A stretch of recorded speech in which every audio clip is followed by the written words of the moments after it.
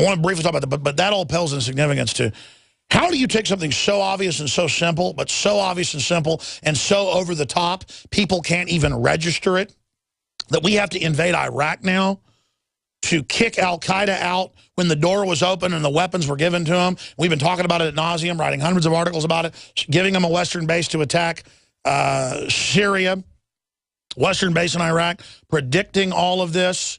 And now al-Qaeda is rounding up Shiites and others and other non-Muslims and just taking over Tikrit, executing people.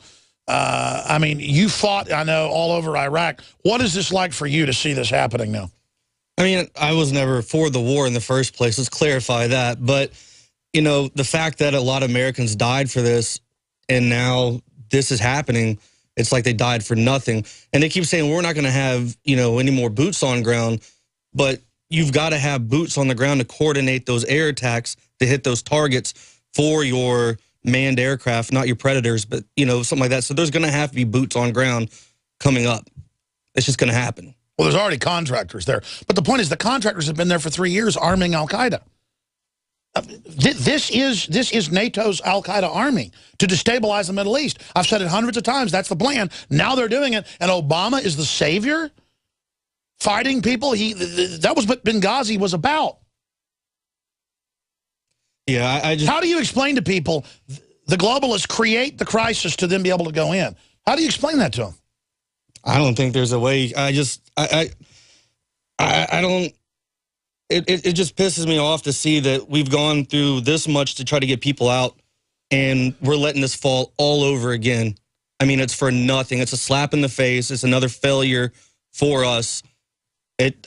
Just watching this every day, it just breaks my heart to see it. And like you said, the contractors who go out there, who drive the trucks, those guys are getting killed left and right all the time, just in drones. I mean, 25-year-old guys with families just getting blown up every day, and you never hear about it. For nothing now.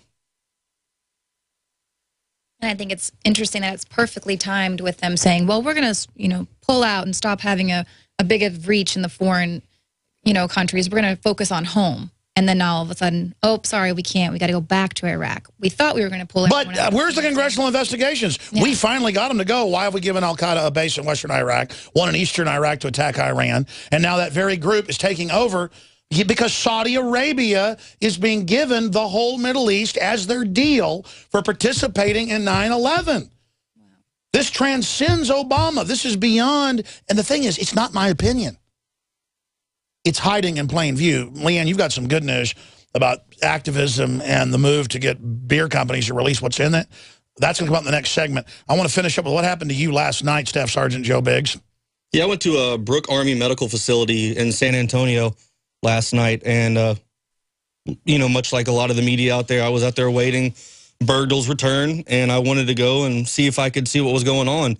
So the mainstream media was stuck outside. They were all at a main entrance to the facility, outside, lined up, filming inside. I went on base and just started walking around the hospital, you know, talking to people, asking them. By the way, real reporters always did that in the past, too. They didn't just do what they were told. Yeah. Yeah, well, apparently that's not good because they got mad. They're like, you know, you're supposed to sit out there with those guys. You can't be coming in here. That's not what you're supposed to do. Well, I mean, that is what I'm supposed to do. And we've got a video clip after they told you to go to the front gate. What did they say to you? He said, don't forget what happened to APL. So for everyone who doesn't remember, David Knight and I went up to AP Hill and went and did an investigation up there at a martial law training facility. They held you for about 3 hours. Yeah. But I mean, is that a threat, or I don't? Well, what's going to happen? Well, he said he looked at me, pointed, and he says, "My boss told me to remind you, don't forget AP Hill." So I guess that just means we're watching you. Yeah, like we're bad because we want to ask Bergdahl a question. But right now they're saying that Bergdahl got on the facility. That I don't know how is possible because mainstream there's only 2 entrances into that facility. They had that whole area with camera crews set up on every side of the road and on the other side. And then me and Josh were inside the hospital. Like there was 2 entrances that were open to there where the ambulances come in because they took. By the way, the footage you guys shot of the illegal aliens in San Antonio, that's all over national Fox News right now with no credit. Yeah, it's one thing if they want to grab it, but cover the bug up. Yeah. I mean, because they won't go do the reporting. They'll just take our work and give us no credit. Yeah, they're too cowardly to get out there and actually do real work. Well, I don't want you to listen. We need to talk to some lawyers or stuff. I mean, you're more of an expert on this than I am. You're happy to go on these bases. There's nothing wrong with being a reporter and using the fact that you've got military ID to go on them. And you're honest that you're a reporter. I kind of looked it up, and there shouldn't be a problem. They shouldn't be able to threaten your pension or threaten you. But I know some of that's gone on as well. Yeah, they threatened me with that yesterday as well. Yeah. So, but I mean, they're not allowed to take your pension because you go on military bases, are they? I mean, I gave them the ID and said who I was and what I was doing. I mean, and then one of the guys said that he's like, "What are you here for?" And I said, "Oh, I'm waiting on a buddy real quick. He's inside the restroom at the ER." So then he took that as I was waiting on someone in the ER, and then said, "Well, you don't need to be here right now if you're not waiting right here." Well, they twist it to say you were lying. Yeah, and then he took me down to a basement, and then at like 4 o'clock in the morning. We're going to play a clip of that when we come back and then get to this good news with Leanne McAdoo. You can check out the video feed at Infowars.com/show if you want to see the video. This sound metal. All of you do. We're going to break down what happened there and then get to some good news with Leanne. Here is that clip from the base, Fort Sam Houston. And then there's a base that connects to that. What was the specific name of the hospital or base you were at? Brooke Army Medical Facility. Brooke Army Medical, and that's on Fort Sam Houston. Yeah, it's right connected to it. Yeah, I know technically it's got a different name. That confuses me. Let's go to this video clip. Alone and wait with everybody else so they can come back tomorrow and wait out front. Okay. So who's out there that I need to be? Whoever's on the main gate out there. Okay. Please do You that. want us to hold on to their ID? Well, I made a copy of it. I gave it back to him. Okay. Okay.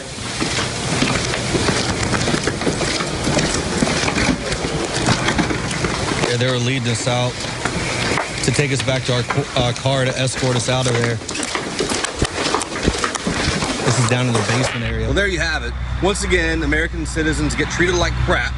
And meanwhile, there's a whole bunch of illegal immigrants right over here just chilling, having a good time. This is what America's come to. Do is go out there to the parking lot. Yes. And you hang out over there. If you guys gotta take any pictures or anything like that, you just can't take any pictures of the gate. You gotta take pictures of Stamsey. That's it. Roger. We're leaving. Okay. If y'all need to contact anybody, contact Public Affairs Office. Roger. Bono, or I believe the other guy's name is Dewey Mitchell. Roger. All right. Also, are you familiar with a place called AP Hills? Roger. Okay, so you know what happened there? Yes. Okay, my boss wanted to remind you that next time it could happen again.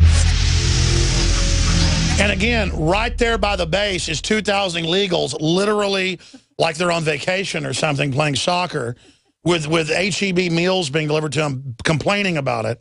Yeah. And you're a reporter. You're bad. Yeah, I'm evil. I'm not one of those new dreamers. Apparently, you're an honorably discharged combat vet. You're bad. So you're taken to the basement. Yeah, take it to the basement. Leanne, give us the good news. We've got some good news here about the power of the people, the power of this show. Because this was launched on this show. She chooses this show above CNN, Fox to launch stuff on. She goes on all that after. And she credits this broadcast. Credits you, the food babe. Exactly. And we've got Leanne to break it down. Yes, exactly. So less than 24 hours, she launched the petition yesterday on this show, The Food Babe, saying, it's time for beer makers to post their ingredients. She's not even saying on the bottle, just post them online. And later that evening, Anheuser-Busch and Miller Coors announced that they were going to be posting the ingredients. Initially, Anheuser-Busch, they've done Budweiser and Bud Light. So they've put their two, most popular brands, their ingredients are up online now, and then they're going to be releasing the rest of them soon. So now it's a matter of... Just because we demanded it. Absolutely. Because they've seen the power of people not complying. Yeah. This is the power of the market with your votes, with what you purchase. Yeah, and that's exactly what they said. As American consumer needs evolve, we want to meet their expectations. And so that's what our needs are evolving. We're demanding, label this stuff. What are you giving? Nothing can stop a well-spoken, pretty girl just asking for something reasonable. Right. That's why 80% of advertising targets women, because men follow women. And we need to get the women woke up in this country.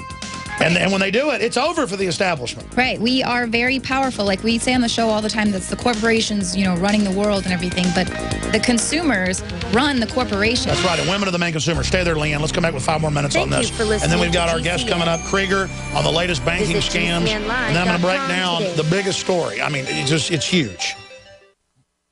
Man, when I get home from work, all Betty does is watch her reality TV and then she goes to sleep. I can take her on romantic dates, I get her flowers, you name it. She's just not the woman I married. Oh, Ralph, that's just awful. Does this seem familiar? Are the honeymoon days of your relationship long gone? If so, consider this: the abundance of chemical additives, pesticides, BPA containers, contaminated tap water, and other toxic substances found in our environment. Experts know our bodies are suffering and being thrown off balance, especially when it comes to your natural systems. Forget synthetic chemicals. Super Female Vitality brings forward key herbs specifically chosen for women's biology without the use of phony additives. Get your bottle of Super Female Vitality today at InfoWarsLife.com, InfoWarsStore.com, or call 1-888-253-3139. InfoWarsLife.com. Live life healthy. Waging war